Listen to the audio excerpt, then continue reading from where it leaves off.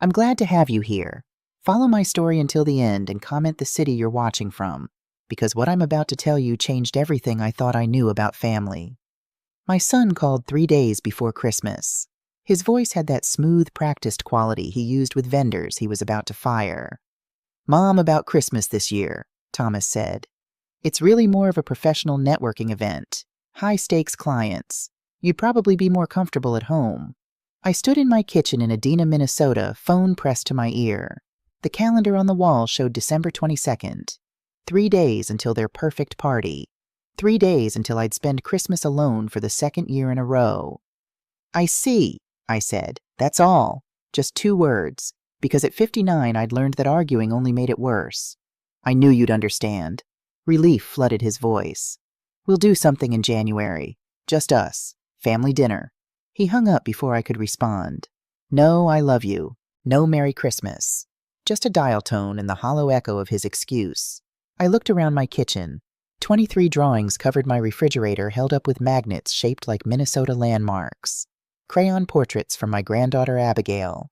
Stick figures labeled me plus grandma. Hearts in pink and purple. A Christmas tree with presents underneath. She'd drawn them all in secret. I knew because they arrived in the mail with no return address. 9 years old, and she already knew her parents wouldn't approve of her loving me. The house was quiet. Too quiet. The kind of silence that settles into your bones when you realize you've become invisible to the people who should see you most. But here's what Thomas didn't know. What none of them knew. I wasn't just some retired scientist they could ignore. I wasn't obsolete, and I wasn't going to stay silent much longer. 4 years earlier, October, the doctor's words hung in the air like smoke. Stage 4 pancreatic cancer. "I'm sorry, Mrs. Morrison. We'll make him comfortable." Michael sat beside me in the oncologist's office, his hand wrapped around mine. His grip was still strong. He'd always had strong hands. Carpenter's hands, even though he'd spent 40 years as an accountant. "How long?" he asked. 3 to 6 months, maybe less. Michael died on a Tuesday morning in early October. The leaves outside our bedroom window had just started to turn, gold and red against a pale blue sky. Beautiful, like the world hadn't noticed it was losing one of the good ones. He squeezed my hand one last time, looked at me with those gray eyes that had seen me through 37 years of marriage. "You'll be fine, Liz," he whispered. "You're stronger than you think." Then he closed his eyes and left me. The funeral was everything Michael would have hated. Too many flowers. Too many people saying things that didn't matter. Thomas wore his expensive suit, the one he'd bought when he made VP at Hartwell Diagnostics. Rebecca flew in from Minneapolis with her husband and 5-year-old Abigail. Abigail stood beside me at the graveside. Her small hand gripped mine so tightly I could feel her pulse. When they lowered the casket, she looked up at me with Michael's eyes. "Grandma, where did Grandpa go?" I knelt down, brushed a curl from her face. "He's in the stars now, sweetheart. He'll watch over us from there." "Will he be cold?" My throat closed. I couldn't answer, just pulled her close and held on. Before Michael died, Sunday dinners were sacred. Thomas would bring his business ideas, spreading papers across our dining table while Michael carved the pot roast. "Listen to this strategy, Dad. It's going to transform Hartwell's market position." Rebecca would call from Minneapolis, her voice on speakerphone while Michael stirred gravy. "Can you believe what happened at the PTA meeting? Mom, tell her she's overreacting."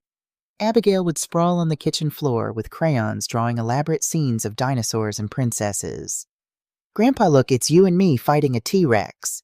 Michael would glance at me over the stove, that small smile playing at his lips.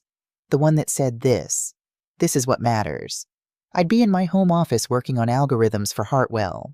Michael would bring me coffee around 3, lean against the doorframe. "Another breakthrough, Dr. Morrison." Getting closer, I'd say. "They don't appreciate you enough at that company." "They appreciate my work." "Do they?" He'd set the coffee down, kiss the top of my head. "Because from where I'm standing, you're the smartest person in that building. By a mile." I'd worked at Hartwell Diagnostics for 32 years. Started as a junior researcher fresh out of grad school. Built their diagnostic imaging department from nothing. When Thomas joined the company 15 years ago, I was proud. Thought we'd build something together. Michael used to say, "Watch out, Liz. Corporate politics doesn't care about family."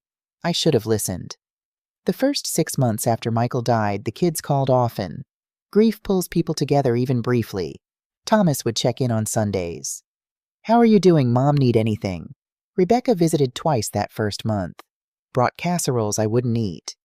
Sat in the living room making awkward small talk while Abigail colored at my feet.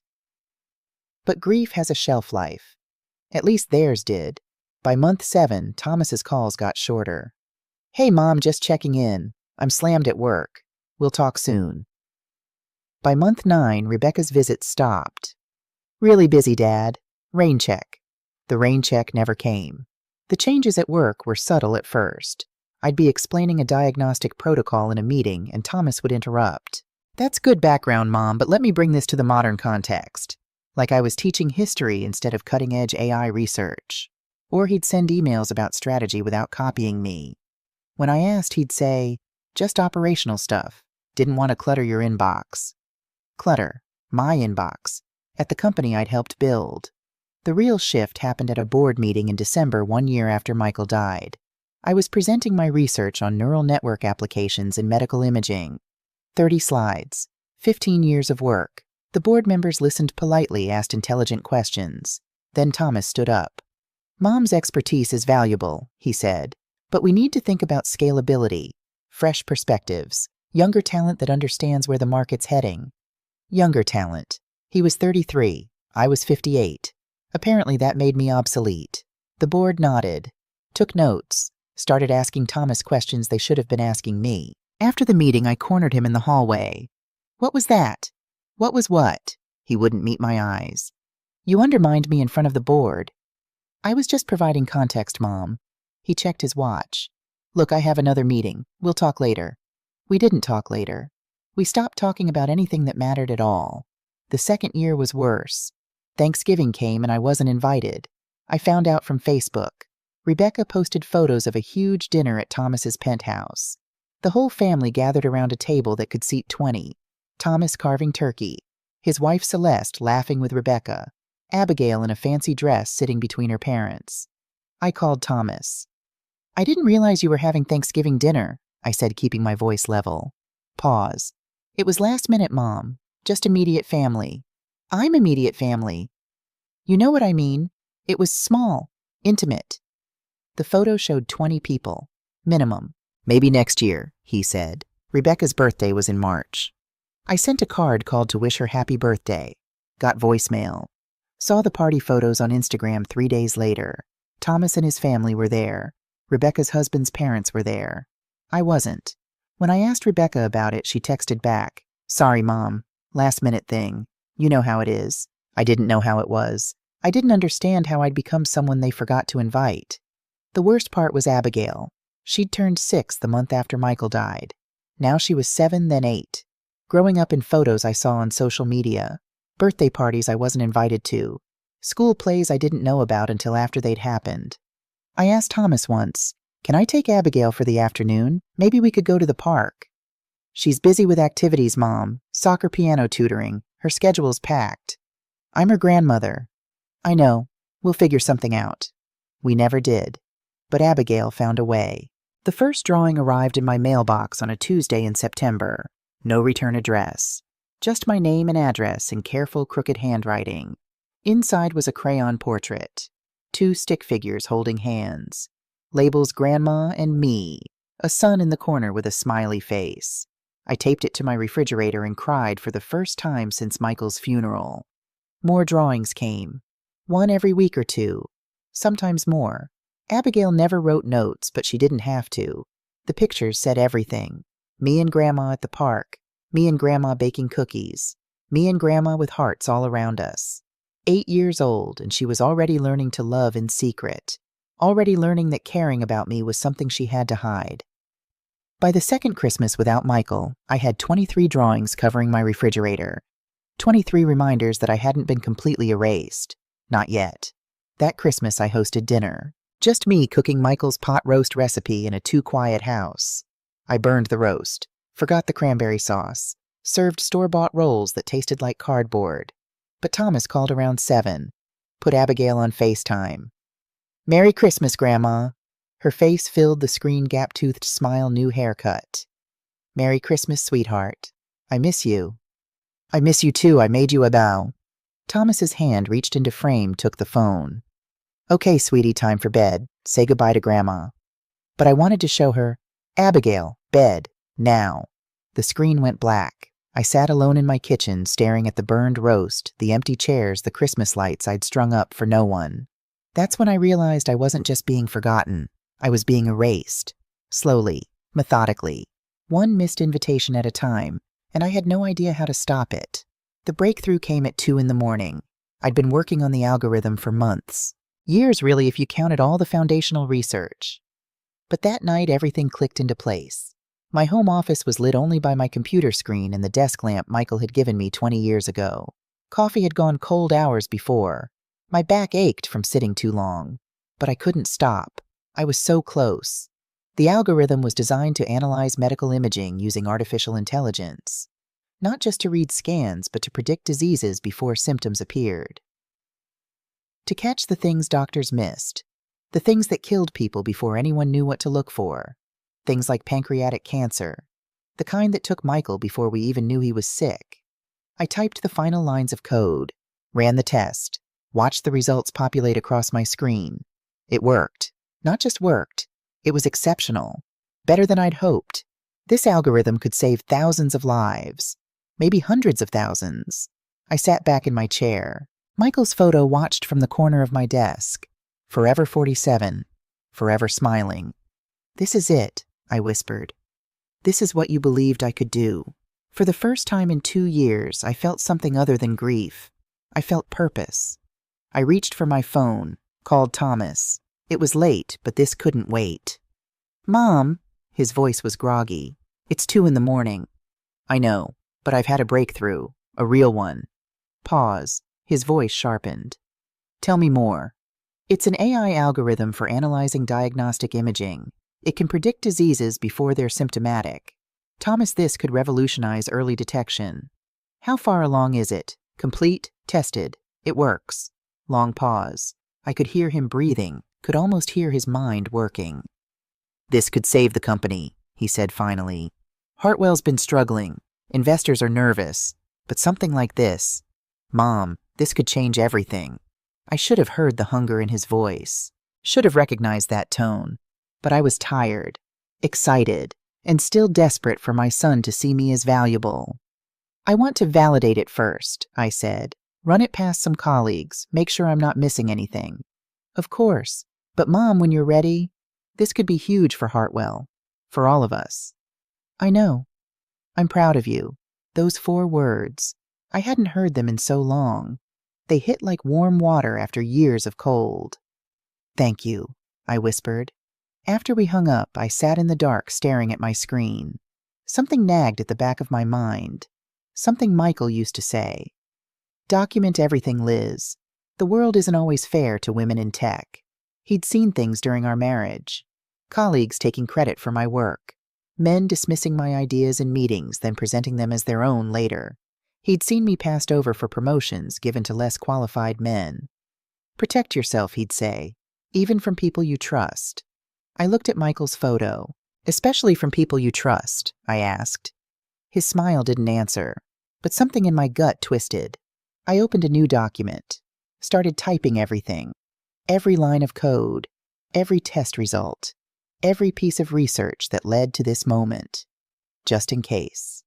The next morning I called Dr. Catherine Whitmore. We'd crossed paths at conferences over the years. Her work on neural networks at the University of Minnesota was brilliant, meticulous. She had a reputation for being tough, but fair. We met at a coffee shop near campus on a gray March afternoon. I brought my laptop, showed her the framework. She studied my code for 10 minutes without speaking. The coffee shop buzzed around us. Students cramming for exams, professors grading papers, normal life while my entire world balanced on Catherine's assessment. Finally, she sat back, stirred her coffee, met my eyes. Elizabeth, this is exceptional. Career-defining work. Relief flooded through me. Thank you. I wanted outside validation before, but I need you to hear something. Her voice went serious. File the patent before you tell anyone else. Before you bring it to Hartwell, before you tell your family. I blinked. My family? Especially your family. She leaned forward. I've seen this before. Brilliant work claimed by people who contributed nothing. Intellectual property disputes destroy relationships faster than infidelity. Thomas is my son. He wouldn't. I'm not saying he would. I'm saying protect yourself regardless. She pulled out her phone, scrolled through contacts. I know an IP lawyer in Minneapolis. Specializes in tech patents. Call him today. That seems extreme. Catherine's expression softened. I had a colleague once, brilliant researcher. She shared her work with her research partner. They'd worked together for 15 years, trusted each other completely. She paused, sipped her coffee. He filed the patent in his name, claimed sole authorship. By the time she found out it was too late, he got the recognition, the funding, the tenure. She got nothing. That's awful. It's reality. Catherine wrote a name and number on a napkin. David Grayson. Tell him I sent you. File first, share later. In that order. I took the napkin, folded it carefully, put it in my purse. People change when money is involved, Catherine said. Or maybe they just show you who they've been all along. David Grayson's office was downtown Minneapolis, all glass and steel. A young receptionist with a professional smile led me to a conference room with a view of the city. David was maybe 45, sharp suit, sharper eyes. He shook my hand firmly. Dr. Whitmore spoke highly of you, he said. Show me what you've got. I walked him through the algorithm, the research, the testing. He took notes, asked questions that showed he understood not just the legal implications, but the technical complexity. After an hour, he closed his notepad. This is solid work, Dr. Morrison. Exceptional, actually. We'll file a comprehensive patent application, every line of code documented and time-stamped. If anyone tries to claim they developed something similar, we'll have a paper trail even the best lawyers can't break. How long does it take? Filing is immediate.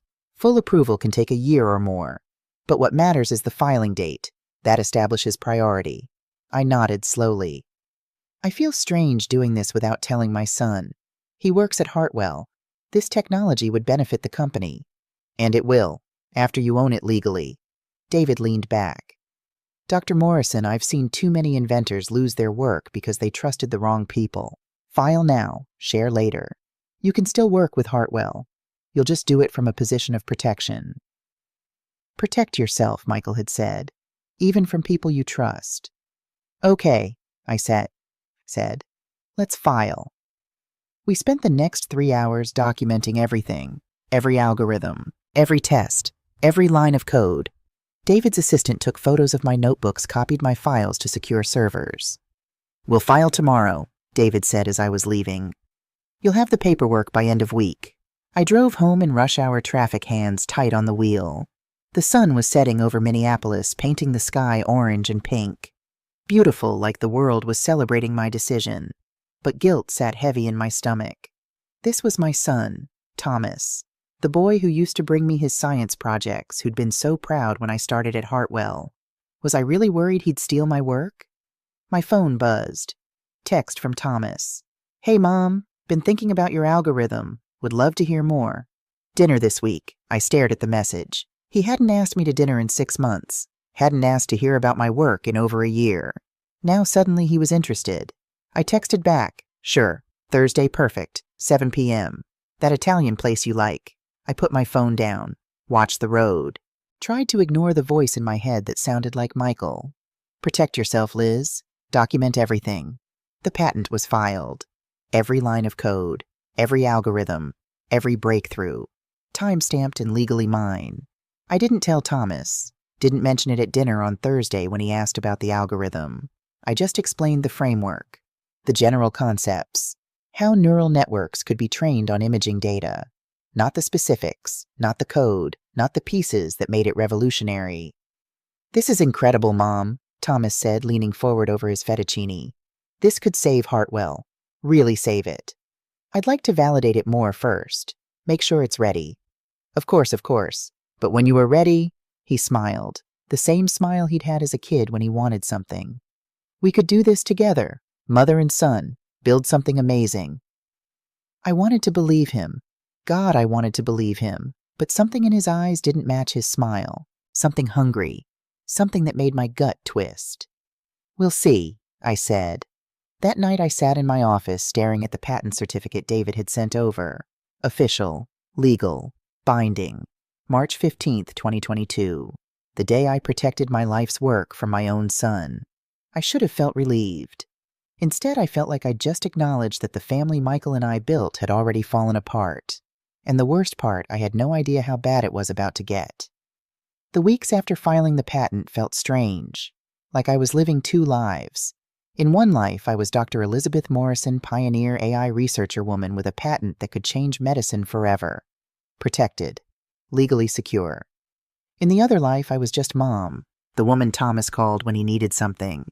The grandmother who got crayon drawings in the mail from a child she wasn't allowed to see, Thomas called on a Tuesday afternoon.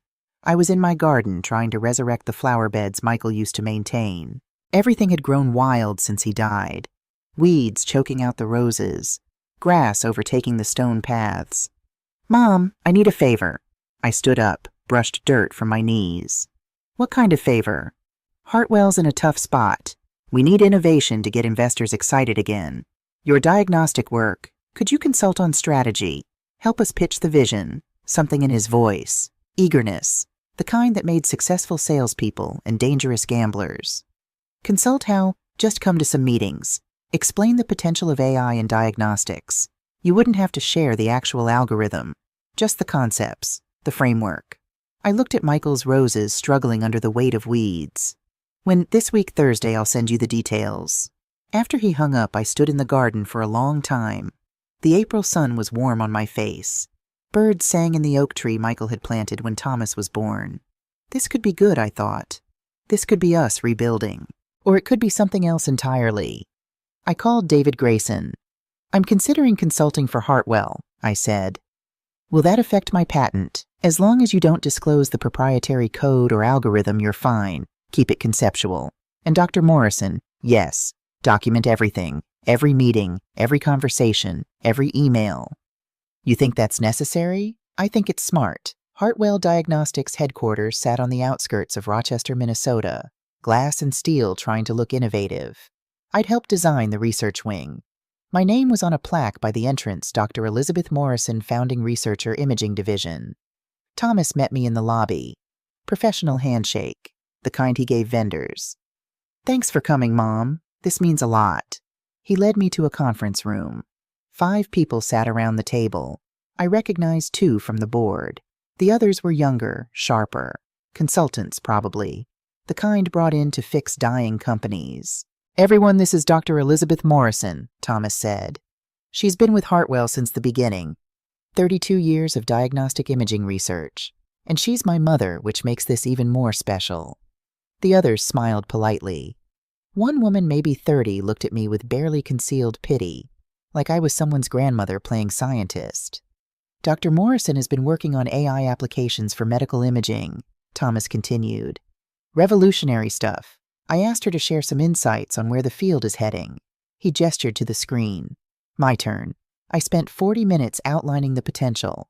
How neural networks could be trained to recognize patterns humans missed. How early detection could save lives. How AI wasn't replacing doctors, but empowering them. I didn't mention my algorithm. Didn't share the code. Just painted the vision in broad strokes. The consultants took notes enthusiastically. Asked intelligent questions. One, a man named James with expensive glasses, kept saying paradigm shift and market disruption. Thomas beamed. Proud son with his brilliant mother. After the meeting, he walked me to my car. "That was perfect, Mom. Exactly what we needed." "Happy to help." "Would you be willing to come to more meetings, maybe help draft some strategy documents?" I unlocked my car. "I can do that." "Great. I'll send you an NDA. Just standard stuff. Protects what we're building." NDA, non-disclosure agreement. "Why do I need an NDA?" "Everyone who consults needs one. Just paperwork. Nothing to worry about." He hugged me. Quick. Professional. I drove home with a knot in my stomach I couldn't explain. That night I read the NDA Thomas emailed. 8 pages of legal language. It basically said I wouldn't disclose any proprietary information I learned while consulting for Hartwell. I forwarded it to David Grayson. He called me 20 minutes later. This NDA pertains to their existing proprietary information. It doesn't extend to your independent work. Your patent predates this by a month. You're safe to sign. You're sure? Positive. But Elizabeth, keep your work separate. Don't mention your algorithm. Don't let them see your code. Consult on strategy only. I understand. Do you? His voice went serious. Because the best time to steal intellectual property is when the person doesn't realize they're giving it away. I signed the NDA because I wanted to trust Thomas, because I wanted to believe we were building something together, because even after everything, he was still my son. May through July, the collaboration, the next 3 months felt good, almost like old times. Thomas called regularly, not just about work, about life, about Abigail. She'd gotten the lead in her school play. She'd started taking art classes. She's really talented, Mom. You should see her drawings. I do see them, I thought. Every week in my mailbox. But I just said I'd love to visit sometime. Maybe take her to lunch. Yeah, definitely. Once things calm down at work, we'll set something up. The meetings at Hartwell continued. I outlined frameworks for training AI models, explained data structures, discussed regulatory challenges for medical technology. Always careful. Always keeping my actual algorithm private. But I didn't realize how much Thomas was learning. How he could take my frameworks and extrapolate the rest. How a smart person could reverse engineer the puzzle when you've already showed them most of the pieces. June 28th, the investor pitch. Thomas invited me to an investor presentation. Minneapolis downtown. Fancy conference room with a view of the Mississippi River. Just sitting back, Mom. I want them to see we have deep technical expertise. 20 investors filled the room. Leather chairs, mahogany table, men in expensive suits, a few women also expensively dressed. This was serious money. Thomas stood at the front, polished, confident. He'd always been good at presentations. Hartwell Diagnostics is pioneering the integration of artificial intelligence into our diagnostic platforms, he said, clicking through slides I'd never seen. My slides, my frameworks, my concepts, presented as Hartwell's innovation. We're positioned to revolutionize early disease detection. Our AI can predict conditions before they're symptomatic. Cancer, heart disease, neurological disorders. We catch them when they're treatable. One investor, an older man with silver hair, glanced back at me. And you are, Thomas answered before I could. That's my mother, Dr. Elizabeth Morrison. She founded Hartwell's research division. She's been helping with some of the technical groundwork. Helping with groundwork, like I was his assistant. The presentation continued. 40 minutes of Thomas explaining my vision, my research, my breakthroughs. Every word polished. Every slide professional. Not one mention that the work was mine. When it ended, the investors applauded, asked questions about Timeline's FDA approval market potential. Thomas answered smoothly, mentioned our team and our research and our vision. I sat in the back row, hands folded in my lap, feeling something cold settle into my chest. After the meeting, investors mingled, networking, business cards exchanged. Thomas worked the room like a politician. One woman approached me, 50s intelligent eyes, designer suit. Dr. Morrison, I'm Sarah Chen. I have a PhD in bioengineering. That presentation was fascinating. Thank you. Your son is very talented. Yes. But I recognize foundational neural network architecture when I see it. That's 20 years of research, not 2 years of development. I looked at her. She looked back. Understanding passed between us. You might want to check your patent filings, she said quietly. Then she walked away. Thomas drove me home, excited, energized. That went great, didn't it? Sarah Chen's firm is huge. If we get her investment, we're set. Thomas. Yeah. Those slides, that was my research. What in? He glanced at me, back to the road. Mom, that was Hartwell's research. We've been working on this for months. You consulted, sure, but the company developed the framework. I developed the framework 2 years ago, before you even knew AI existed. You're being dramatic. I'm being accurate. His jaw tightened. We're doing this together, Mom. I'm not trying to cut you out, but Hartwell needs investment. If investors think we're a mother-son science project, they'll never take us seriously. So you erase me. I'm not erasing you.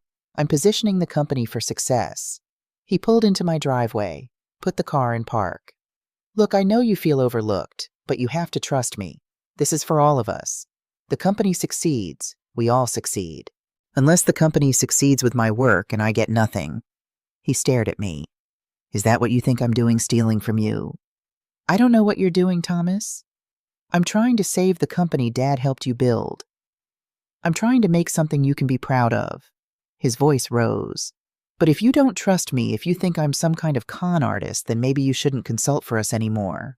The cold in my chest spread. Maybe I shouldn't. I got out of the car, walked to my front door, didn't look back. Thomas drove away, fast, angry. I went inside, closed the door, and stood in my empty house. Then I went to my office, pulled up the file where I documented everything, added today's date, described the presentation, the slides, Thomas's words, helping with technical groundwork. I thought about what Sarah Chen had said. Check your patent filings. My patent was filed March 15th. Safe, protected. But what if Thomas filed his own patent, claiming the work as Hartwell's? Would it matter that mine came first? I called David Grayson, left a voicemail. David, it's Elizabeth Morrison. I need to talk to you about protecting my patent. Soon. Then I sat in Michael's chair in the dark and wondered how everything had gone so wrong so fast. Outside, stars were coming out.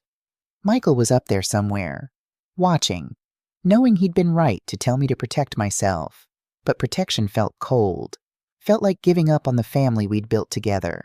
The question was, had Thomas given up first, or was I imagining threats where there were none? I wanted to believe I was paranoid. I wanted to be wrong, but in my gut, that cold feeling spread. Something was very, very wrong, and I was running out of time to figure out what. David Grayson called me back the next morning. Elizabeth, I looked into similar patent filings. There's nothing matching your work. Yet. Yet, the key word is yet. If Thomas tries to file, he'll be blocked. Your patent has priority, but... He paused. I want you to do something. What? Start recording your meetings with him.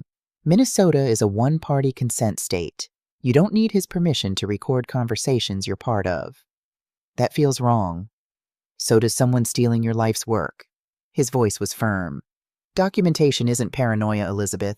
It's protection. I thought about Michael, how he'd always said the same thing. Okay, I said. I'll do it. I didn't hear from Thomas for 2 weeks after our argument. No calls, no texts, nothing. Then on a Thursday in late July, my phone rang. Mom, his voice was careful, controlled. I think we need to talk, clear the air. I think so too. How about Saturday come over for lunch? Celeste is making her famous lasagna. Abigail keeps asking about you. Abigail, my heart clenched. What time? Noon, and Mom, let's not fight. Let's just be family. Saturday, July 23rd. Thomas's penthouse overlooked downtown Minneapolis. Floor-to-ceiling windows, modern furniture that looked expensive and uncomfortable, art on the walls that probably cost more than my car. Celeste answered the door, blonde, polished, the kind of woman who made yoga pants look formal. Elizabeth, so good to see you. Air kiss near my cheek. Come in, come in. The apartment smelled like garlic and tomato sauce. Somewhere I heard Abigail laughing. Then she appeared, running down the hallway in a purple dress, hair in braids. Grandma! She launched herself at me. I caught her, held her tight. She smelled like strawberry shampoo and sunshine. I missed you, sweetheart. I missed you too. I have so much to show you. I learned to play Twinkle Twinkle on the piano, and I got an A on my science project. And I made you something. Abigail, Celeste's voice sharp. Let Grandma breathe. Go wash your hands for lunch. Abigail's smile faltered, but she nodded, squeezed my hand once more, and ran off. Lunch was tense despite the lasagna. Thomas talked about work, safe topics, investor meetings, market projections. Celeste discussed Abigail's school, her piano lessons, the new tennis coach. Nobody mentioned the investor presentation. Nobody mentioned my research. After lunch, Celeste took Abigail to her room for quiet time, which meant I wasn't allowed to spend time with my granddaughter without supervision. Thomas led me to his home office, closed the door. Look, Mom, about the presentation. I could have handled it better. You could have, but you have to understand. Investors need confidence. They need to believe Hartwell has a unified vision, a strong team. If I tell them it's all based on one person's research, your research, they get nervous. What happens if you leave? If you get sick? If something changes? So you pretend the work is yours. Not mine, ours, the company's. He leaned against his desk. Mom, I'm not trying to hurt you. I'm trying to build something. Something Dad would be proud of. Don't use your father. He'd want this. He'd want the company to succeed. He'd want us working together. I looked at my son, 34 years old, wearing a polo shirt that probably cost $300, living in a penthouse I couldn't afford. Are we working together, Thomas? Or are you working and I'm just there? That's not fair. None of this is fair. I stood. I'm going to say goodbye to Abigail. Mom, I'm not fighting with you. I'm just done pretending everything is fine. Abigail's room was pink and white, stuffed animals everywhere, a desk covered in art supplies. She sat on her bed holding a large piece of construction paper. Grandma, look. She held it up. I made this for you. It was us, stick figures holding hands, a house, a garden, a sun with a smiley face. At the bottom, in careful letters, I love you, Grandma, from Abigail. My throat closed. It's beautiful, sweetheart. Can you put it on your refrigerator with the others? You know about the others, she nodded. I put them in the mail when Mom's not looking. Dad helps sometimes. Thomas helped, so he knew. All this time he knew Abigail was sending me drawings in secret. I'll put it in the best spot, I promised. Abigail. Celeste appeared in the doorway. Time to let Grandma go. But I just got to see her. Now please. I hugged Abigail, whispered, I love you, so much. She held on tight. Why don't you come over more? Before I could answer, Celeste stepped between us. Come on, sweetie. Grandma has things to do. Thomas walked me to the elevator. Didn't say anything until the doors opened. She misses you, he said quietly. Then let me see her. It's complicated. It's not complicated. You're making it complicated. The elevator arrived. I stepped in. Mom, wait. About the algorithm. I really do think we could do something amazing together, if you just trust me. The doors closed. On the way down, I stood alone in the mirrored elevator, looked at my reflection, 59 years old, gray in my hair, lines around my eyes. When had I become someone my own son couldn't trust with his truth? Or more accurately, when had he become someone I couldn't trust with mine? After that lunch, things got worse. Meetings at Hartwell happened without me. Thomas would say, just operational stuff, Mom. Budget reviews, HR matters. But I'd see the notes later. Strategy sessions, technology roadmaps, everything I should have been part of. Rebecca called in August. Rare enough that I answered immediately. Hey, Mom, how are you? Fine. You good. Listen, I'm having a little get-together for my birthday. Just family. Can you make it? Hope fluttered. Of course. When September 10th, 6 o'clock, casual. I'll be there. But September 10th came. I drove to Rebecca's house in Minneapolis. Nice neighborhood. Her husband made good money as an architect. I rang the doorbell, waited. Rebecca answered, eyes wide. Mom? What are you doing here? Behind her I could see people. Thomas, Celeste, Abigail, Rebecca's husband's parents, at least 15 people. Your birthday party. You invited me. That's next weekend, Mom. She wouldn't meet my eyes. This week is just, my husband's family. I thought you said family. I meant his family, our intimate circle. I looked past her, saw Thomas see me, saw him look away. I see, I said. I'm sorry. Honestly, I thought I said next weekend. Total miscommunication. Right, miscommunication. I walked back to my car. Didn't cry until I was on the highway. Even then, it was just a few tears. I was getting good at swallowing grief. There was no party next weekend. I knew there wouldn't be. The call came from a number I didn't recognize. Dr. Morrison, this is William Porter. I'm a venture capitalist with Northland Investments. I'm not looking for investment, Mr. Porter. I'm not selling. I'm warning. He paused. Your son approached us 3 months ago, pitched an AI diagnostic algorithm as Hartwell's proprietary technology. My blood went cold. When exactly June 15th, right after Memorial Day. 2 weeks after I'd filed my patent. 3 months after Thomas had learned about my work. Did he say where the technology came from? He claimed Hartwell developed it in-house. A team effort. Revolutionary AI framework for medical imaging. William's voice hardened. But I did my homework, Dr. Morrison. I found your patent filing, March 15th. The framework in Thomas's pitch matches your patent almost exactly. Why are you telling me this? Because I don't do business with liars, and because my mother is a researcher. I know what it's like when men take credit for women's work. He paused. I'm emailing you the pitch deck. You should see what he's been saying. The email arrived 2 minutes later. 23 slides, professional graphics, Hartwell logo on every page. Revolutionary AI framework for predictive diagnostics. Proprietary technology developed by Hartwell Diagnostics. Led by Thomas Morrison, VP of Innovation. Every slide detailed my work, my algorithms, my research, my breakthrough, presented as if Thomas had invented it. I sat at my kitchen table and read it 3 times. Each time the betrayal cut deeper. My son hadn't just taken credit. He'd tried to sell my work, for profit, to multiple investors, while pretending we were building something together. I called Catherine Whitmore. She came over that night, read through the pitch deck, didn't say anything for a long time. Finally, Elizabeth, I'm sorry. I filed the patent. I'm protected legally. Yes, but that's not what I'm sorry about. She closed the laptop. I'm sorry your son did this. I'm sorry you can't trust your own family.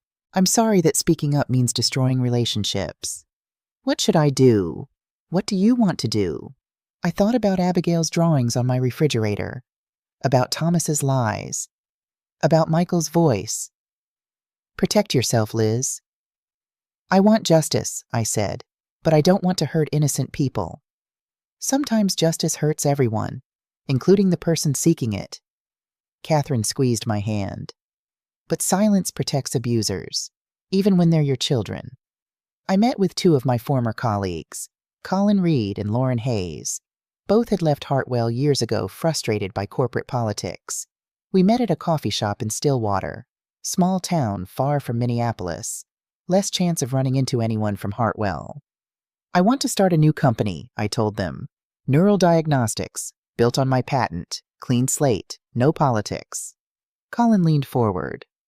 I'm in, Lauren nodded. Me too. When we file for IPO in October, target launch January 1st, midnight. Why midnight? Colin asked. Because I want a very specific launch date. I pulled out my phone, showed them Thomas's last text, the one from September. Family dinner for Christmas. Just the 3 of us, I'd replied I'd love that. He'd never followed up, never set a date, just another empty promise. I'm launching at midnight on Christmas, I said, while Thomas has his networking party. Lauren smiled, slow and sharp. Poetic. A woman named Jennifer Hayes from Forbes reached out in mid-November. Dr. Morrison, I heard through some sources that you're launching a new diagnostic company. I'd love to do a story. Someone had tipped her off, probably William Porter, maybe Catherine. What kind of stories? The kind that matters. Women in STEM, intellectual property theft, family betrayal, the truth. I met her at the same Stillwater coffee shop, brought everything. Patent filings, Thomas's pitch deck, William's corroboration, recordings from meetings, emails, 2 years of documentation.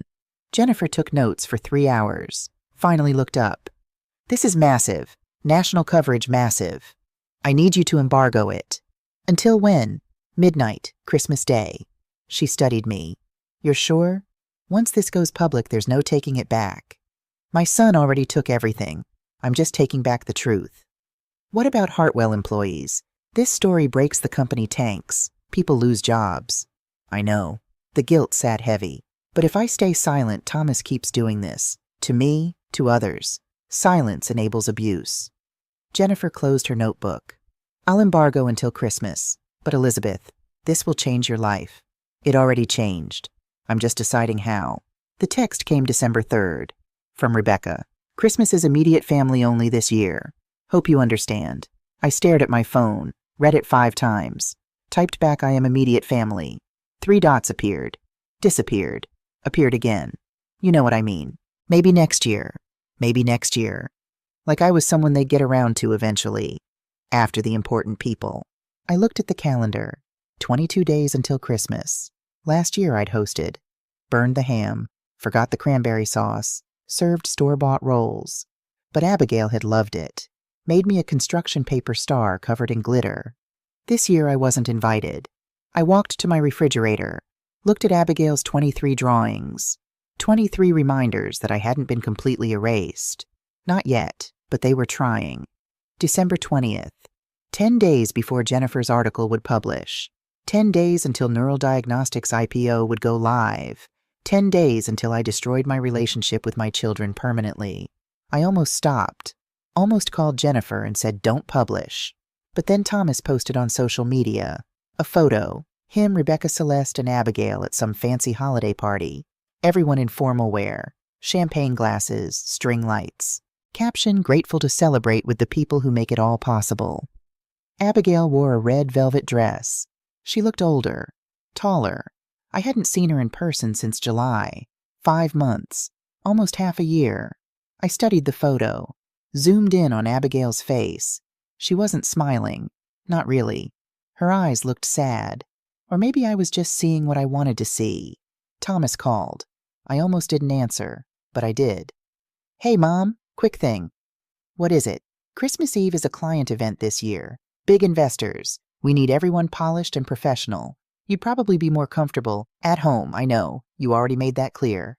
Silence. It's not personal, Mom. It's entirely personal, Thomas. Look, we'll do something in January. Family dinner. Just us. Sure. I mean it. I'm sure you do. I looked out my window. Snow falling. Beautiful Minnesota winter. Have a good party, Thomas. Mom. I hung up. Then I opened my laptop. Sent an email to Jennifer Hayes. Subject greenlight. Body publish it. 2 words. That's all it took to detonate my family.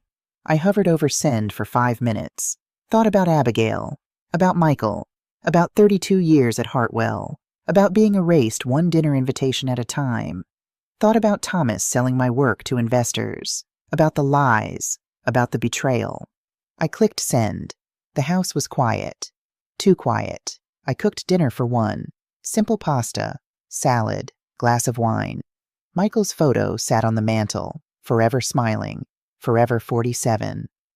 I don't know if this is right, I told him. But I'm done being invisible.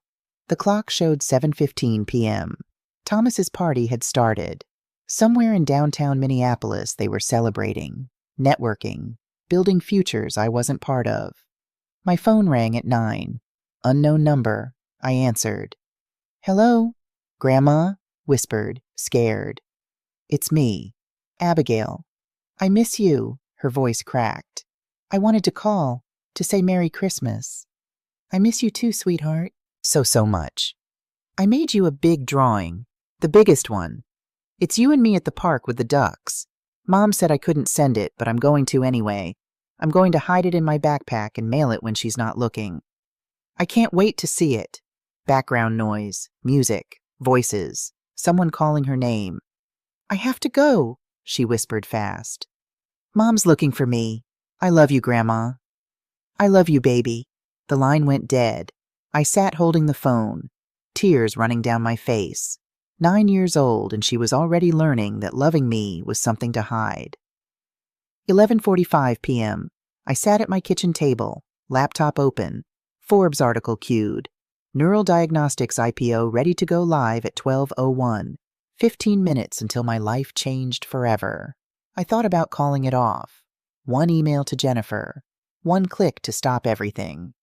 But then I thought about Thomas's pitch deck. About being uninvited to my own granddaughter's life. About 2 years of lies and erasure and betrayal. About the 23 drawings on my refrigerator. About Abigail whispering on the phone because loving her grandmother was forbidden. 11:58. I stood by the window, snow falling. Silent night, holy night. The town was quiet, lights in neighbor windows, Christmas trees glowing. Normal families doing normal things. Tomorrow my family would hate me. But tonight, for these last 2 minutes, I was still just Mom. Still just grandma. Still someone they might love if they remembered how. 12 Yaziru, midnight, Christmas Day. My phone lit up, notifications flooding in. The Forbes article was live. Tech pioneer accuses son of stealing patented AI framework. Patents, emails, recordings, William Porter's testimony, Catherine's corroboration. Everything documented, everything proven. The truth finally told. Neural Diagnostics IPO, $2.7 billion valuation. I sat down, watched my phone explode with messages. Support, hate, interview requests, legal threats. The world was waking up to my story, and my family was about to wake up to their nightmare. 12:07 a.m. Thomas called. I answered. Mom. His voice was raw, panicked, broken. What the hell did you do? In the background music, voices, chaos, his party collapsing in real time. I told the truth, Thomas. You destroyed us on Christmas in front of everyone. The truth destroyed you, not me. Ask yourself why. We're family. Family doesn't steal, Thomas. Family doesn't erase. I gave you chances. I tried to include you. You tried to take what was mine and pretend it was yours. Shouting in the background, someone crying, then Rebecca's voice grabbing the phone. Mom, we're going to sue you for defamation. You've destroyed us. David Grayson reviewed everything. You don't have a case. You're a bitter, selfish woman. Rebecca's voice broke. You couldn't stand to see us succeed. I couldn't stand to be erased from my own life. The line went dead. I sat in the dark, phone glowing in my hand. It was done. The truth was out, and there was no taking it back. My children hated me. My granddaughter would grow up hearing how I destroyed the family. Hartwell would collapse. Innocent people would lose jobs. But the alternative was silence. Was letting Thomas steal and lie and erase. Was teaching Abigail that being quiet was safer than being honest. Outside Christmas morning, snow kept falling. Inside, I sat alone with my decision. Right or wrong, it was made, and I would have to live with every consequence. By 1 a.m, my phone showed 53 missed calls. I sat in the dark living room, phone face up on the coffee table, watching notifications light up the screen like fireworks. Each buzz felt like a small explosion. Thomas 17 calls, Rebecca 12 calls, unknown numbers 24 calls. The Forbes article had been live for 1 hour, already shared 50,000 times. The hashtag Diagnostic Justice was trending nationwide, number 3 on Twitter, rising. I picked up my phone, scrolled through the notifications without opening them, voicemails piling up, text messages flooding in, email after email after email, support messages, you're a hero. Thank you for your courage. This is what bravery looks like. Hate messages, family destroyer, bitter old woman. Hope your revenge was worth it. Media requests NBC wants an exclusive interview. Good Morning America would love to have you on. 60 Minutes is interested in your story. I turned the phone off, set it down, stared at the dark screen. The house was completely silent. No music, no television, just the hum of the refrigerator and the sound of my own breathing. This was it, the moment I'd been planning for months. The truth was out. Justice was served. The algorithm was protected. My work was credited. So why did I feel like I'd just detonated a bomb in my own life? I walked to the kitchen, made tea I wouldn't drink, stood at the window watching snow fall in the streetlight. Beautiful, peaceful, like the world hadn't just watched me destroy my family on Christmas morning. Michael's photo sat on the mantel in the living room. I could see it from here, forever smiling, forever 47, forever believing I was stronger than I thought. I hope you're right, I whispered to him, because I don't feel strong. I feel like I just made the biggest mistake of my life. The tea went cold in my hands. I didn't sleep that night. Just sat in Michael's chair watching darkness turn to gray, turn to dawn. Christmas morning, the day everything changed. Catherine arrived at 7 with coffee and bagels. I heard her car in the driveway, heard her footsteps on the porch. Didn't get up to answer the door. She let herself in with the spare key I'd given her months ago. Elizabeth, her voice gentle, careful. Kitchen. She found me still in Michael's chair, still wearing yesterday's clothes, hair uncombed, eyes dry from not sleeping. She didn't say anything, just set the coffee and bagels on the table, sat down across from me, waited. "I did it," I finally said. "I know. The articles everywhere. I know. People are calling me a hero. People are calling me a monster. I know." I looked at her. Catherine Whitmore, brilliant researcher, tough as nails, the woman who'd warned me to protect myself, who'd told me silence enables abusers. "Was I wrong?" I asked. She took a long time to answer, sipped her coffee, looked out the window at the snow. "You did the right thing," she said finally. "That's not what I asked." "I know." She met my eyes. "You did the necessary thing. Sometimes they're the same. Sometimes they're not." "That's not reassuring." "I'm not here to reassure you, Elizabeth. I'm here to sit with you while you live with your decision." We sat in silence for a while, drank coffee, didn't touch the bagels. Finally, Catherine said, "Thomas held a press conference last night.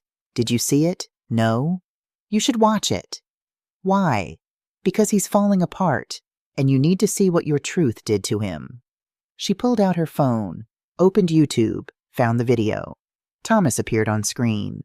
Press conference room, bright lights, cameras. His face looked haggard, eyes red and swollen, tie crooked, hair uncombed. I'd never seen him look so undone.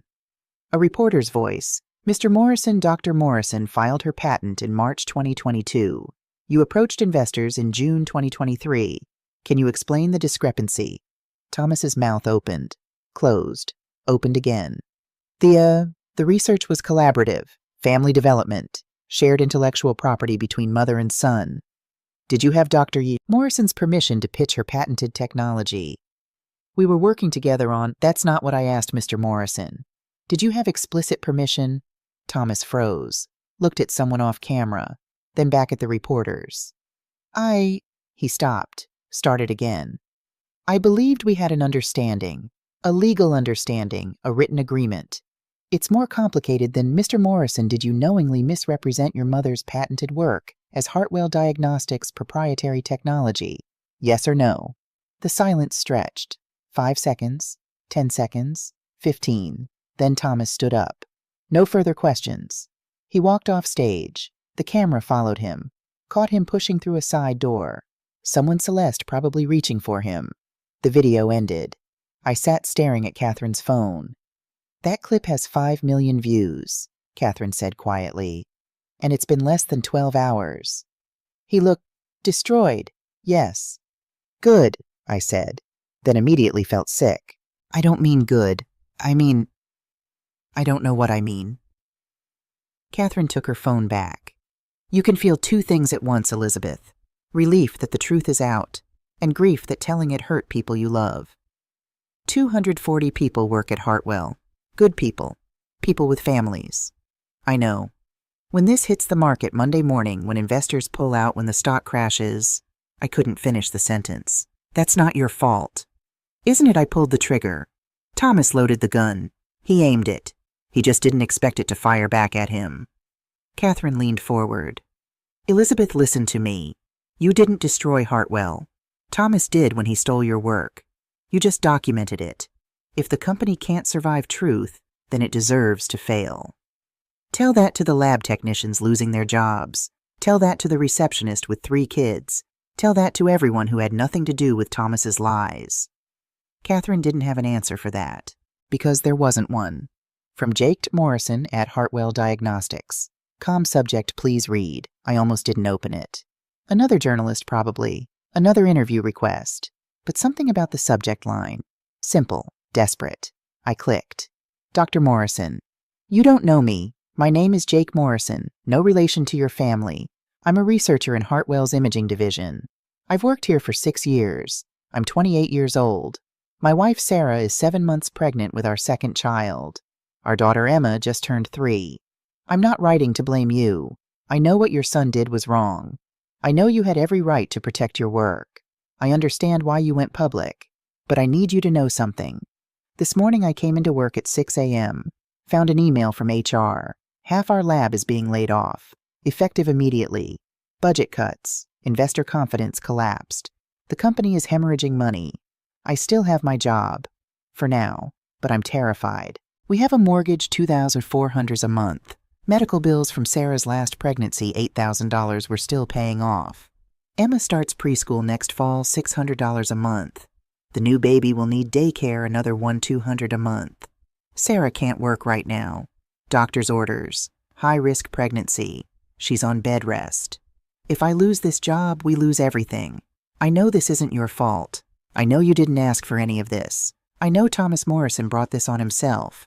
But I need you to know that real people are suffering. Good people.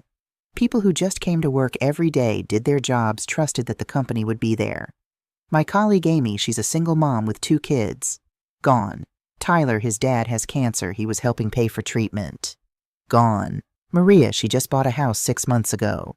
Gone. 12 people from my lab. 12 families. Gone by lunchtime today. I'm not asking for anything. I don't even know what I'd ask for. I just needed to tell someone.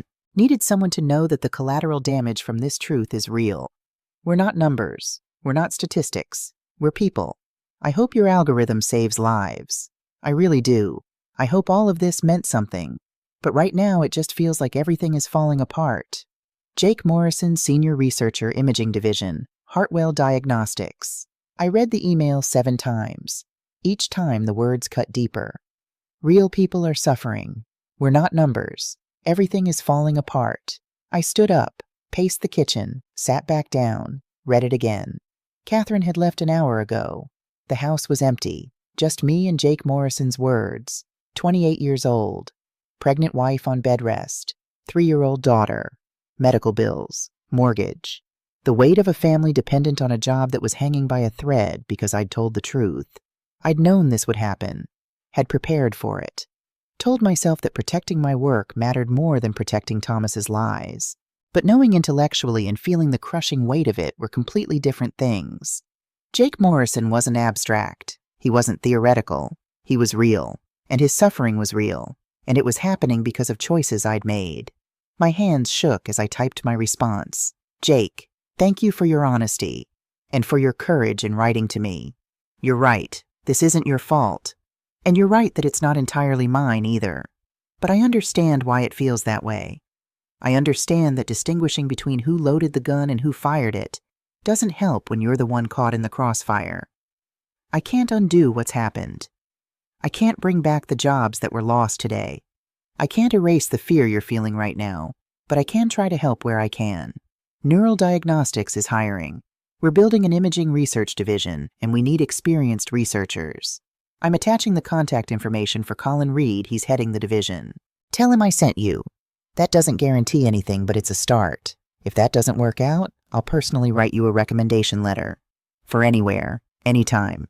No questions asked. I wish I could tell you that everything will be fine, that the pain will be worth it, that justice always feels good. But I can't. Because right now I'm sitting in my kitchen at 7 a.m. on December 26th, reading your email and feeling the weight of every decision I made. Sorry doesn't pay your mortgage. It doesn't feed your family. It doesn't erase fear. But I am sorry. Truly deeply sorry that you and your colleagues are paying the price for something you had no control over. Thank you for reminding me that truth has casualties. I needed that reminder. Elizabeth Morrison. I hit send before I could second-guess myself. Stared at the screen for a long time after the email disappeared. Then I put my head down on the kitchen table and cried. Thomas held another press conference. I didn't want to watch, but I couldn't stop myself. The video was already trending. #1 on YouTube. 8 million views and climbing. Thomas looked even worse than yesterday. Same clothes. Hadn't showered. Eyes hollow. I have a short statement, he said. His voice was hoarse. Then I'm not taking questions. The room went silent. Yesterday, Forbes published an article about me, about my mother, Dr. Elizabeth Morrison, about intellectual property theft. He paused, took a breath. Everything in that article is true. Gasps from the press pool. In March 2022, my mother completed a revolutionary AI algorithm for diagnostic imaging. She filed a patent, protected her work legally. She told me about her breakthrough, asked for my advice on next steps. Another pause. I saw an opportunity, not to collaborate, to take. I convinced her to consult for Hartwell, to share her frameworks and concepts. She trusted me. She thought we were building something together. His voice cracked.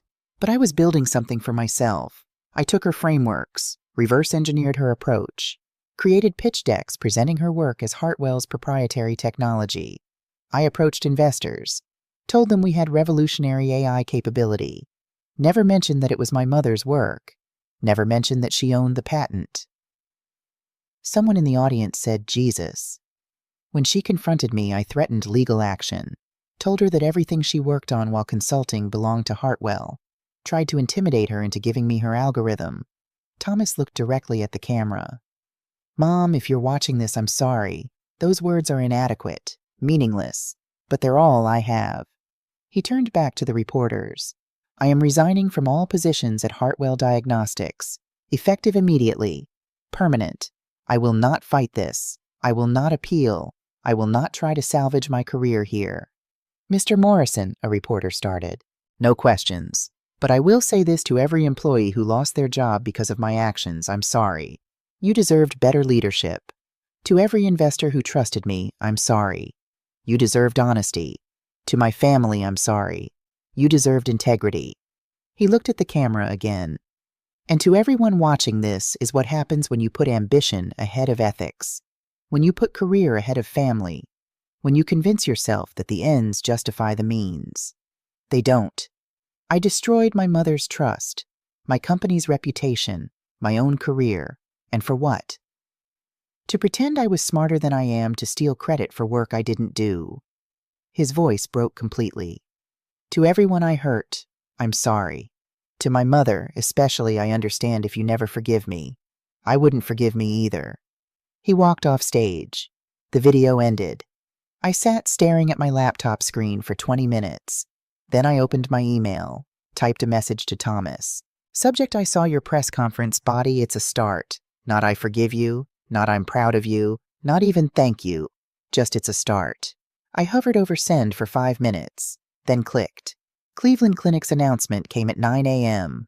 Press release distributed to every major news outlet. Cleveland Clinic has terminated its $18 million partnership with Hartwell Diagnostics, effective immediately. This decision follows revelations about leadership ethics and intellectual property mismanagement. Cleveland Clinic maintains its commitment to cutting-edge medical technology, but cannot partner with organizations that demonstrate fundamental ethical failures. By 10 a.m., Hartwell's stock had dropped 20%. By 11 a.m., 31%.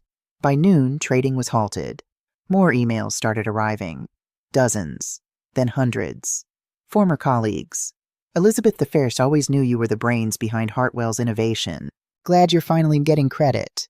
What Thomas did is unforgivable. You did the right thing going public. I worked with you for 15 years. This doesn't surprise me at all. He always took credit for other people's work." Current Hartwell employees. "Dr. Morrison, I just lost my job. My husband has MS. Our insurance covered his treatments. What happens now? I hope you're happy. 200 families are suffering because you couldn't let your son succeed. You're a hero to some people. To me, you're the reason my daughter might not go to college." Strangers. "You're an inspiration. Thank you for standing up for women in STEM." Bitter old woman who destroyed her son out of jealousy. "This is what integrity looks like. Thank you for your courage." I read every single one, every word of praise, every word of condemnation. Catherine found me at my kitchen table at 11 p.m., laptop open, eyes red, face wet. "Elizabeth, you need to stop reading those. I need to know. You need to sleep." How can I sleep? How can I close my eyes when people are losing their homes because of me? Because of Thomas, not you. That's a convenient distinction when you're not the one paying rent with unemployment checks.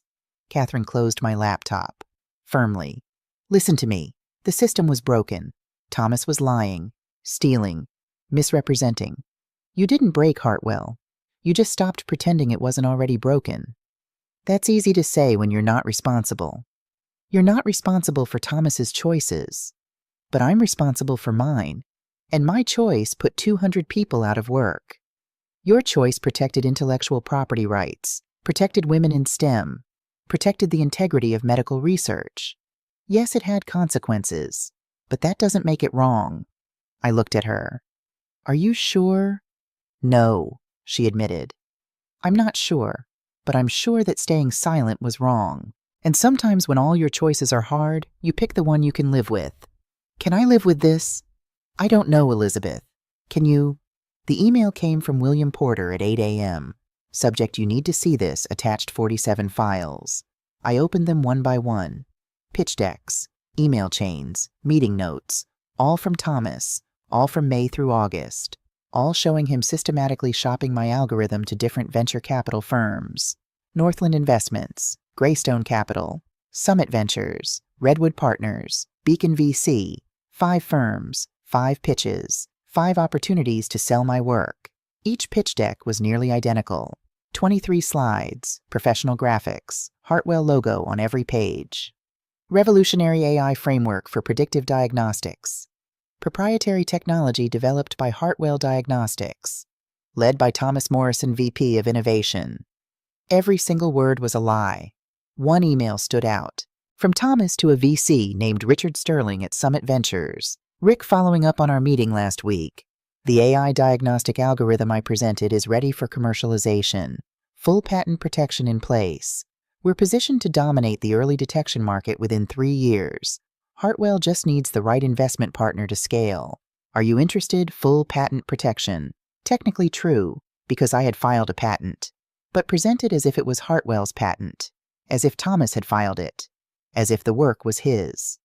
Another email to Greystone Capital. The beauty of our AI framework is that it's entirely proprietary. No external dependencies, no licensing requirements. We own it outright.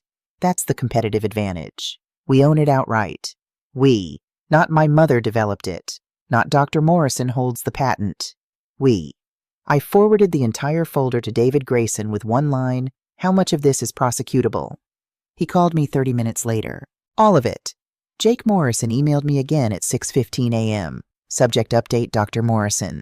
They fired me this morning. I arrived at 6 a.m. for my shift. Security was waiting. They walked me to my desk, watched me pack my personal items, escorted me out. Didn't even let me say goodbye to my team. 15 more people gone today. 27 total from our division. Sarah's crying. Emma keeps asking why Daddy's home. The baby's due in 6 weeks. I sent my resume to Colin Reed like you suggested. Haven't heard back. I know it's only been 2 days, but every day feels like a year right now. I'm not mad at you. I want you to know that. I'm scared. And I needed to tell someone. Thank you for listening. Jake, I replied immediately. Jake, I'm calling Colin right now. Calling, not emailing. You'll hear from him by end of day. In the meantime, I'm wiring $10,000 to your account. Don't argue. Don't refuse. Consider it a consulting fee. I need someone with your expertise to review some technical documentation for neural diagnostics. 1 hour of your time. $10,000. Deal. Give me your bank account details. I'll have it transferred by noon. You're not alone, and you will get through this. Elizabeth. I called Colin at 7 a.m. We're hiring Jake Morrison, I said. No preamble, no small talk. Elizabeth, we've got 20 applications for every... I don't care. We're hiring him. Today. Make it happen. Is he qualified? 6 years at Hartwell. Senior researcher. Imaging division. And Colin, he's got a pregnant wife and a 3-year-old. He's terrified. And he's suffering because I told the truth.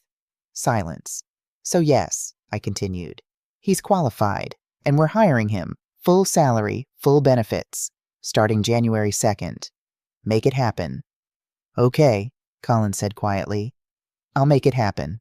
Thomas's text arrived at 2:47 a.m. Can we talk?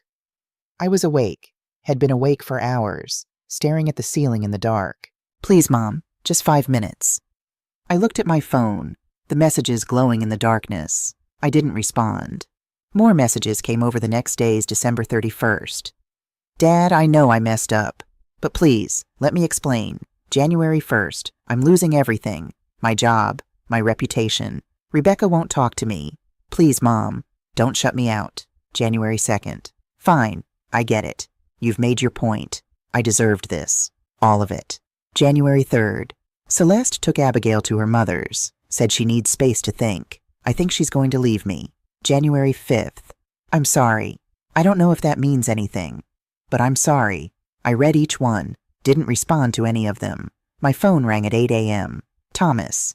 I stared at the screen, let it ring 3 times. 4, 5. Then I answered. Mom. His voice was completely wrecked, hoarse, like he'd been crying for days. Thank you for answering. I didn't say anything, just waited. I'm sorry. Silence. I know that's not enough. I know sorry doesn't fix anything, but I'm sorry. Why now? I asked. My voice sounded cold, distant, like it belonged to someone else. Because you got caught, because you lost everything, because Celeste is leaving you. Yes, he didn't try to deny it. All of those reasons, but also because I finally see what I did to you. What did you do to me, Thomas? Long pause. I could hear him breathing, could almost hear him thinking. I erased you, he said finally. I made you invisible, treated you like you were obsolete, like you didn't matter, like your work was just raw material I could use to build my own success. Keep going. I stole from you. Not just your algorithm. I stole your contributions, your recognition, your place in your own granddaughter's life. I made Abigail think loving you was something she had to hide. His voice broke. I destroyed you, Mom, systematically, over 2 years. And I told myself I was doing it for the company, for the family, but I was just doing it for myself. Why? Because... He stopped, started again. Because I was jealous. There, I said it. I was jealous of you my entire life. I blinked. Jealous? You're brilliant. Everyone knows it. Dad knew it. Your colleagues knew it. Even I knew it.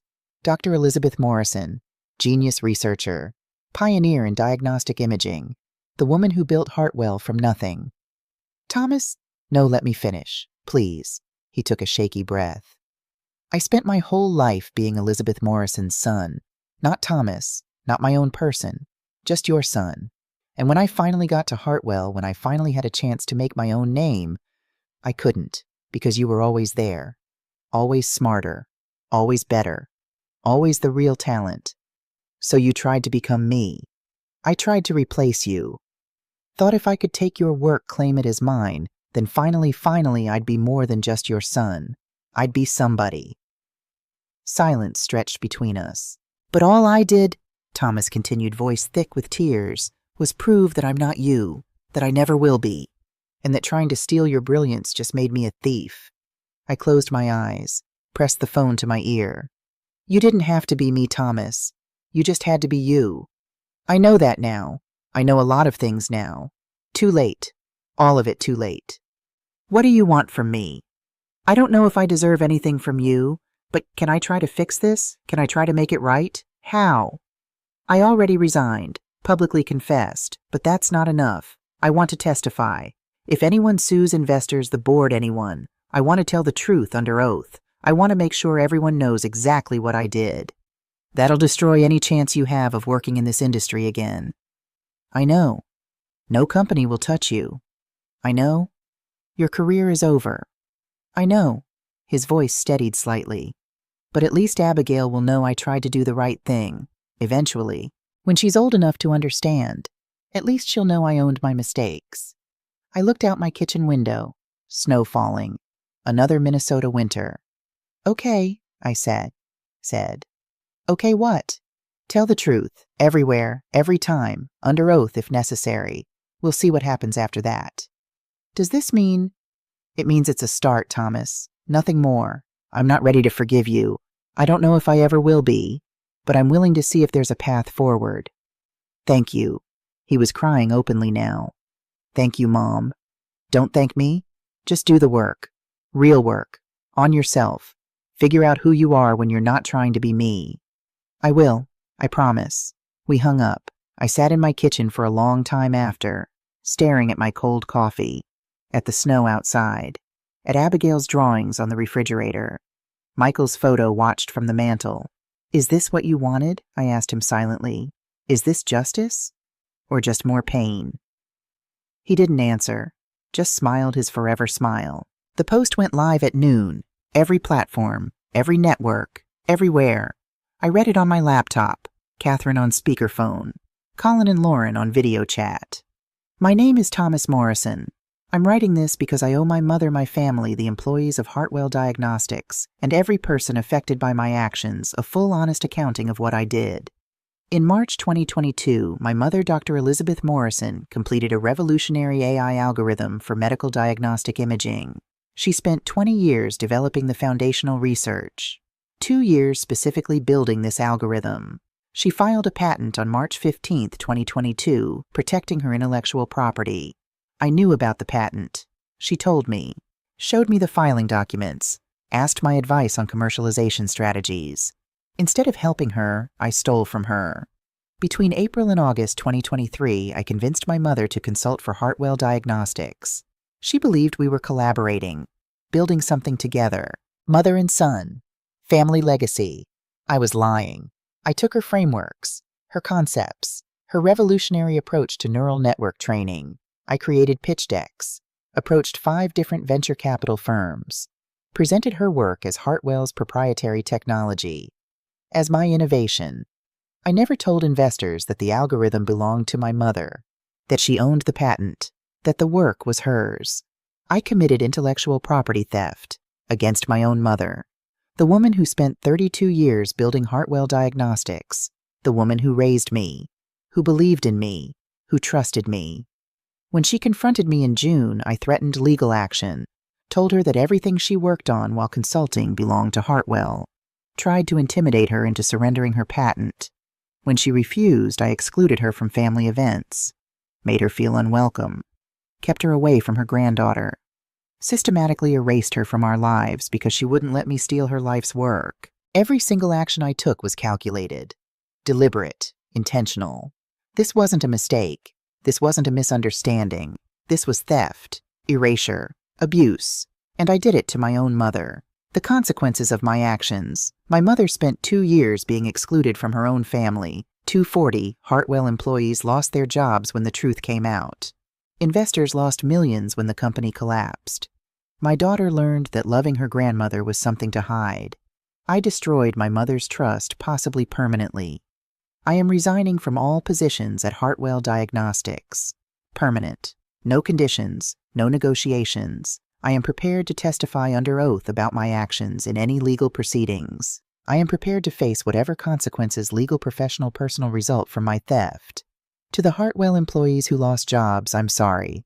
This is my fault, not my mother's. She had every right to protect her work.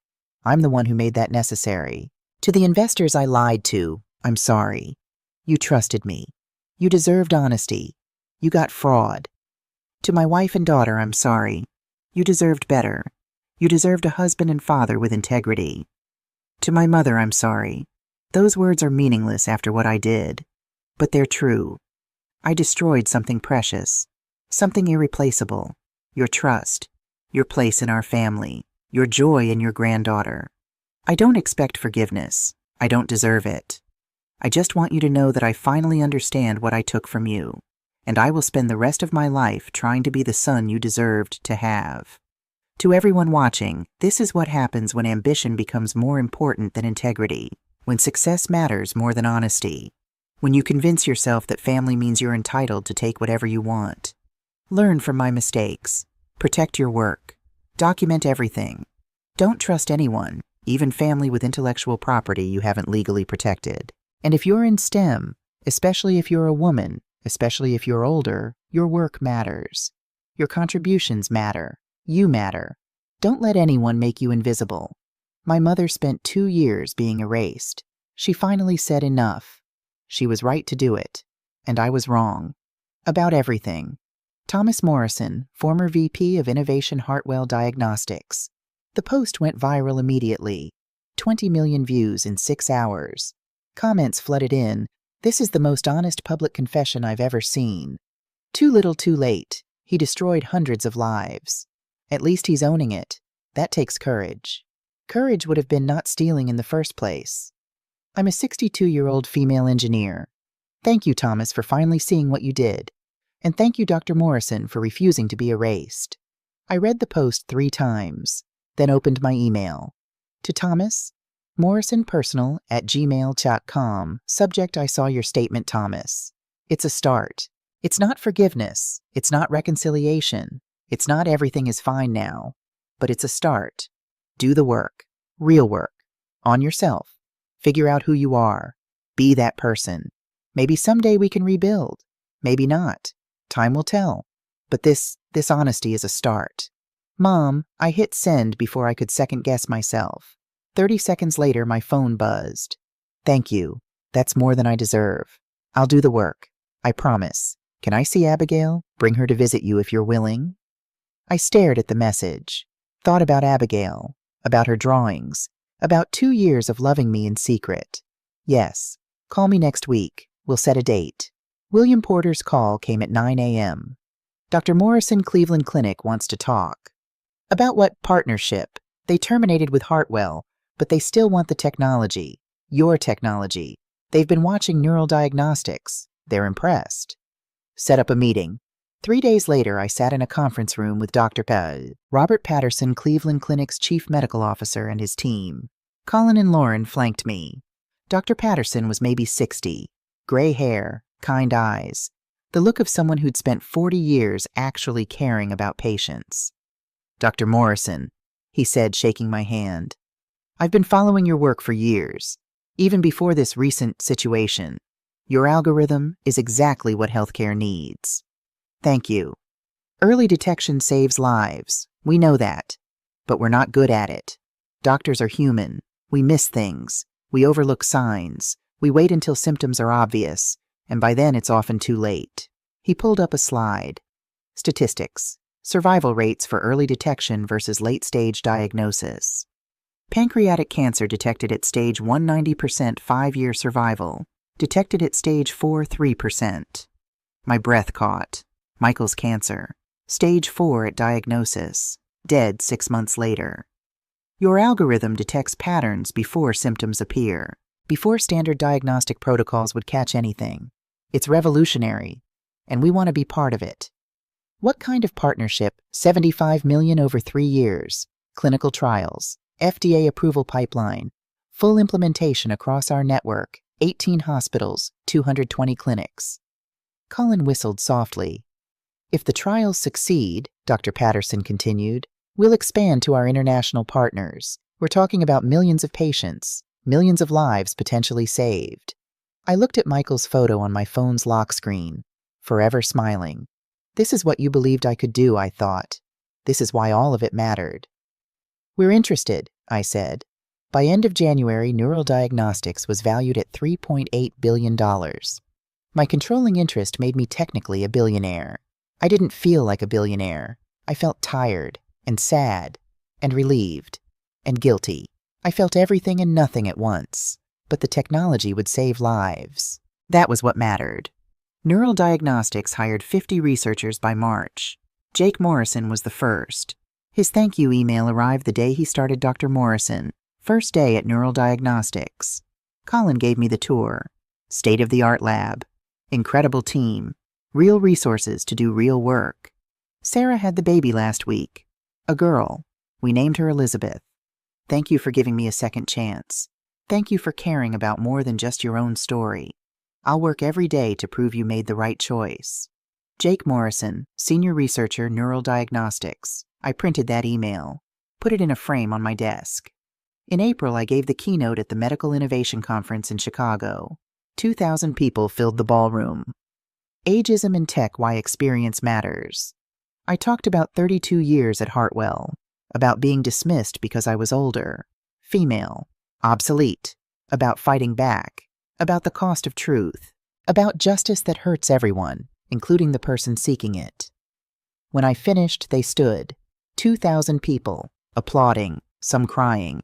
The messages came after, "You gave me courage to fight for my patent. I'm 67. They told me I'm too old. Your story proved them wrong. Thank you for showing that women in STEM don't expire at 50.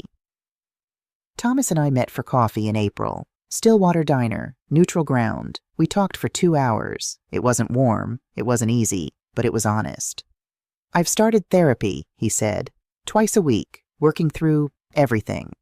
How's that going? Hard.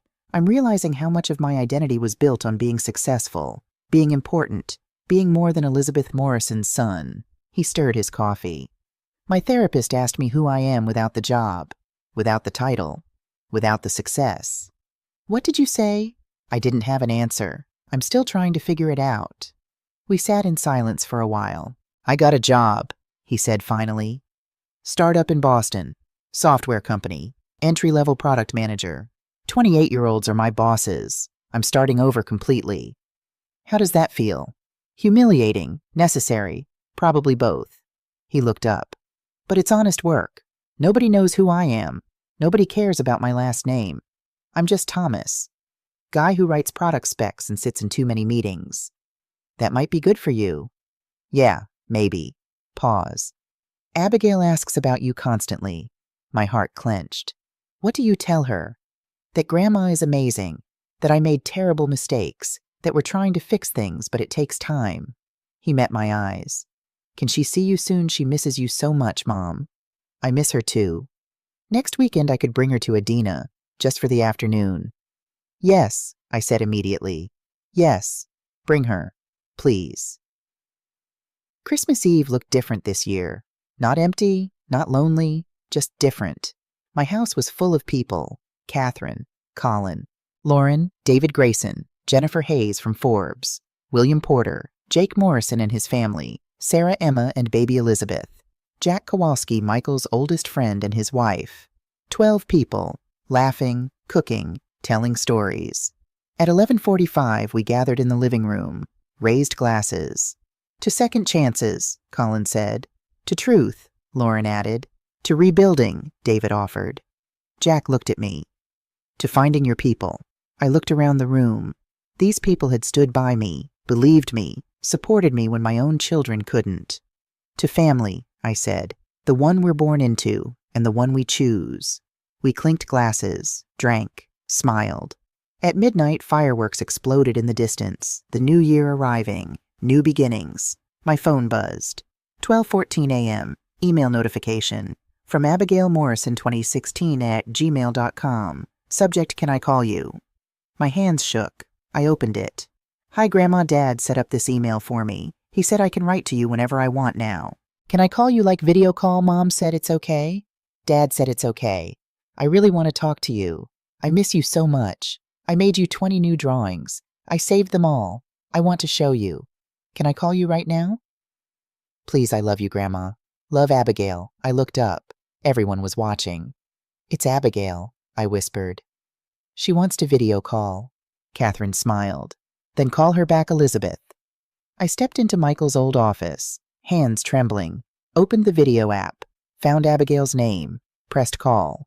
The screen connected.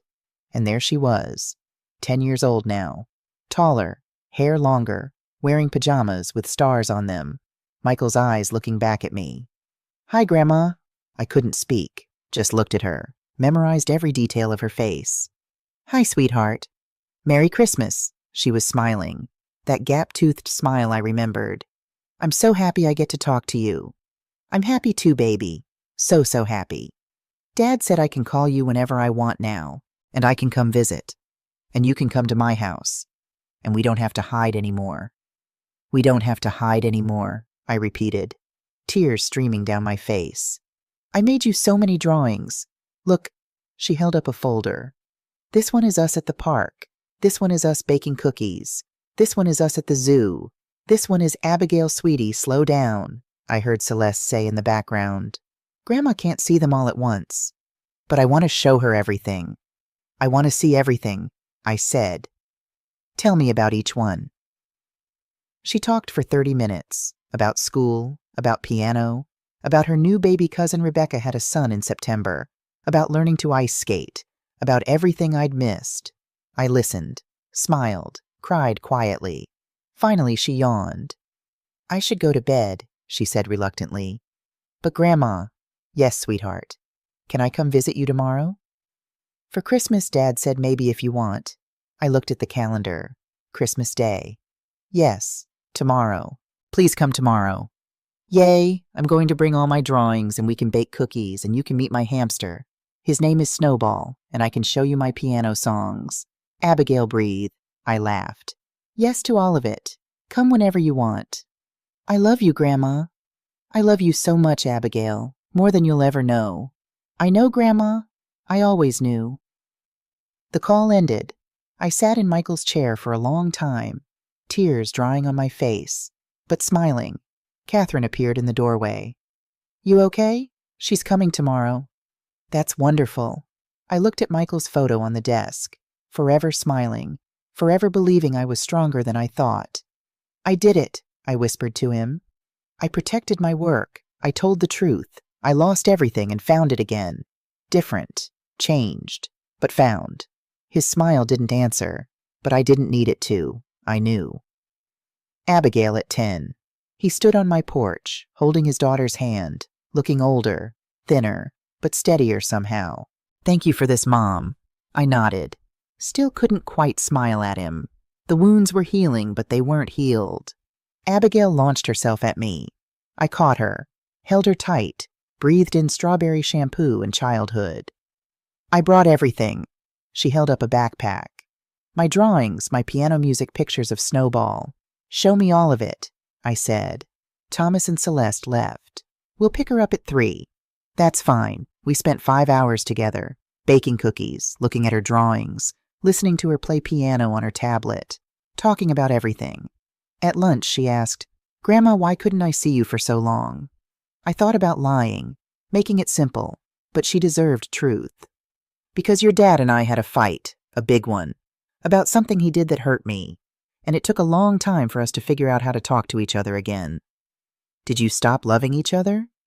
No, sweetheart. Love doesn't turn off like a switch. But sometimes love isn't enough. Sometimes people need time and space and honesty before they can be close again. Are you close again now? We're working on it. It's not easy, but we're trying. She thought about this. I'm glad you're trying. Me too. Because I love you both, and it was sad when you weren't talking. I pulled her close. I'm sorry you had to be sad about that. It's okay. You're together now. That's what matters. 10 years old, and she understood forgiveness better than any adult I knew. I'm writing this in February, 14 months after the Forbes article. 14 months after I detonated my family to protect my truth. Neural Diagnostics just finished Phase 2 clinical trials. The algorithm works. Better than we hoped. Early detection rates up by 43%. Survival rates improving dramatically. We're expanding, partnering with 12 more hospital systems. By 2027, our technology will be in 200 hospitals across North America. The work will save thousands of lives. Michael would be proud. Thomas and I talk once a week. Carefully, honestly. Rebuilding trust brick by brick. He's still in Boston. Still working entry level. Still in therapy. Still figuring out who he is when he's not trying to be me. Last week he called. I got a promotion. Team lead. Small team. But it's mine. Earned it honestly. I'm glad, Thomas. Thanks, Mom. That means a lot. We're not close, but we're honest. Sometimes that's better. Rebecca and I had lunch last month. She apologized. Really apologized. I saw what Thomas did and I made excuses, because it was easier than admitting my brother was wrong. I'm sorry, Mom. Thank you. Can we try to be mother and daughter again? We can try. It's awkward. Careful. But it's something. Abigail visits every other weekend. We bake, draw, talk about everything. Last week she asked, Grandma, was it worth it? Everything you went through. I thought about it. Really thought about it. Yes, I said finally. Because you're worth it. Because truth is worth it. Because I'm worth it. She hugged me. I think you're the bravest person I know. I'm not brave. I'm just a woman who got tired of being invisible. But if my story helps one person stand up for themselves, if it helps one woman in STEM protect her work, if it helps one person choose truth over silence, then every painful moment was worth it. You're not too old. You're not obsolete. Your work matters. Your voice matters. You matter. Don't let anyone make you forget that. Document everything. Protect yourself. Speak up, even when it's hard, even when it costs everything. Even when the people you love become the people you have to fight. Truth has casualties, but silence has more. Choose truth. Choose yourself. Choose courage. You're not alone. None of us are.